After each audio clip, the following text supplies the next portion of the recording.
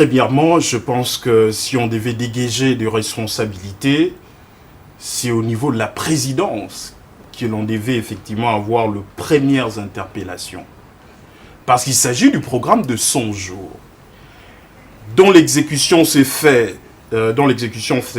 en violation du budget 2019, parce qu'il faut savoir que la plupart des dépenses de 100 jours n'ont pas été prévues dans le budget 2019. C'était possible de modifier ce budget et d'inscrire les dépenses de 100 jours. Ils n'ont pas voulu le faire.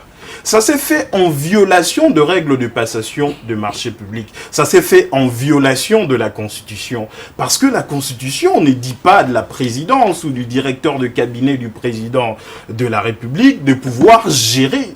Parce que gérer suppose sa contrepartie. Contrôler, être contrôlé. Aujourd'hui, je sens effectivement, et c'est exécrable même d'entendre ça, de dire les directeurs de cabinet du chef de l'État, comme le chef de l'État est irresponsable, il ne peut pas répondre devant le Parlement. Mais autant qu'il ne devrait pas répondre devant le Parlement, autant qu'il ne devait pas se permettre de gérer le fonds de l'État. Parce que quand vous voyez effectivement le saut de mouton, on dit qui finance, c'est la présidence de la République. C'est une violation de principe de loi de notre pays. Ça démontre que nos amis, ils n'ont aucune notion de l'état de droit.